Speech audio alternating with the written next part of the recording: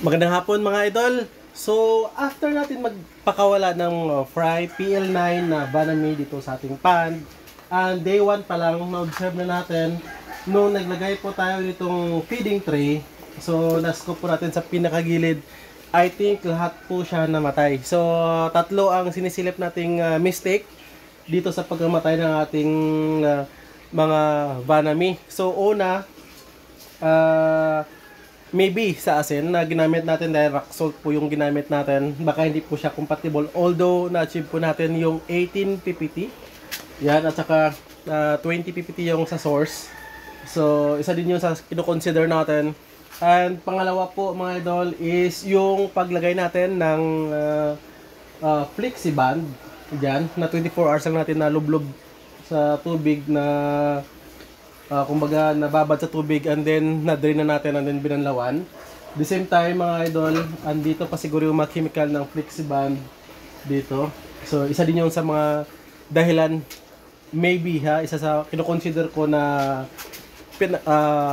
source ng pagkamatay nila. Pangatlo, and ito I think ang pinaka major contributing factor ng kanilang mortality is mali yung ating chlorine na ginamit pala. So nag-consult tayo sa kasamahan natin.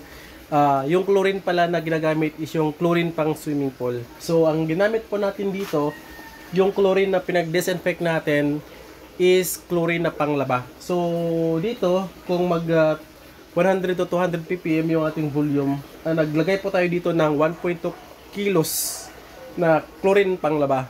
So I think that is aluminum hypochlorite. Medyo mali po yun siya, isa sa mga nasilip ko, personal ko, versus sa yung pang banami mismo or pang swimming pool. So iba po siya na chlorine.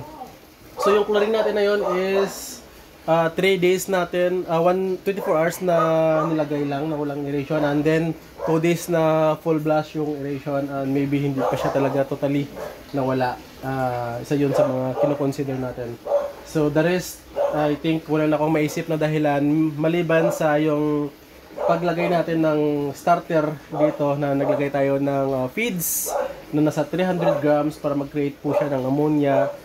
Although na zero naman natin yung ammonia, but this morning nung nag-check po tayo, mayroon pong 0.25 na ammonia. Maybe the PL9 is very sensitive para doon sa ammonia na 0.25 at saka yung nitrites na 0.25 din siya. Nag-troubleshoot din po tayo ng probiotics kanina, pero after natin maglagay ng molasses at saka probiotics, we discover na pag gawa natin ito, wala na tayong na-scoop na buhay. So I think doon pa lang sa first 3 reason na yon, doon na tayo nagkamali. So maybe ito is hindi na natin ma-recycle kasi baka andito pa yung mga residue ng chlorine and yung flexiband.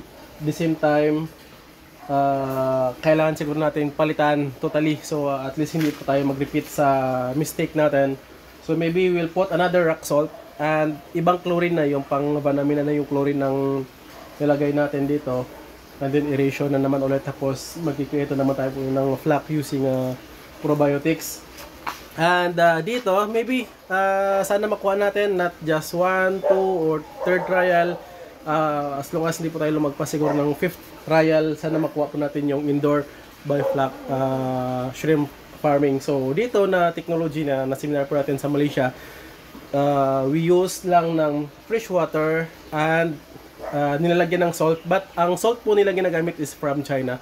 So yung atin ko ano yung niyog, yung asin na ginagamit sa niyog, yun yung nilagay natin. So para medyo hindi po siya masyadong mag-import pa tayo ng asin, kasi siyempre backyard lang, this is trial. So wag niyo po na kaming gayahin dahil trial po ito siya mga idol. So maybe soon makuha din natin sa pag-seminar natin. Hindi man natin na-absorb lahat ng knowledge, although general knowledge lang yung alam natin, but maybe we will work din naman soon dahil may experience naman po tayo sa bioflak like tilapia at saka catfish. So maybe pag dumating yung ating chlorine na in-order sa Shopee, i-replace natin to ng panibagong tubig, lagay ulit ng asin chlorine, and start number 1 process ulit na. So ito, totally i-waste na po natin ito. Yan, dahil maybe andito pa yung residue ng mga chlorine. Yan, maraming salamat mga idol. Update lang po kami pag mag-stocking po ulit kami dito. So, ito yung mga namatay, oh. Maliliit lang. Halos hindi makita. Ito. Yan. Ito yung Vanami. Kung makita nyo, yan. Yan yung PL9. Yan yung sinasabi ko po na ng mga namatay. Ito mga puti-puti na yan, oh. Yan, oh. Parang, ano lang siya, dulo ng walis ting-ting, yan, oh. Yan. So dahil walang movement, I think namatay. Ito siya is yung mga darak po siya para magkaroon po tayo ng carbon source maliban sa molasses. Dahil hinabol natin yung flock count natin na magkaroon ng 5. So 2 days pa lang, achieve naman po natin siya mga idol. So maybe sa water po natin, chlorine, flexiband, or yung asin na ginamit natin ang incompatible. So ma-find out natin yan later. So at least ito, hapon muna natin another culture. So maybe next culture, later na muna natin yung tubig kasi trial pa lang. Kapag medyo okay na, dagdagan na natin ang tubig mga idol.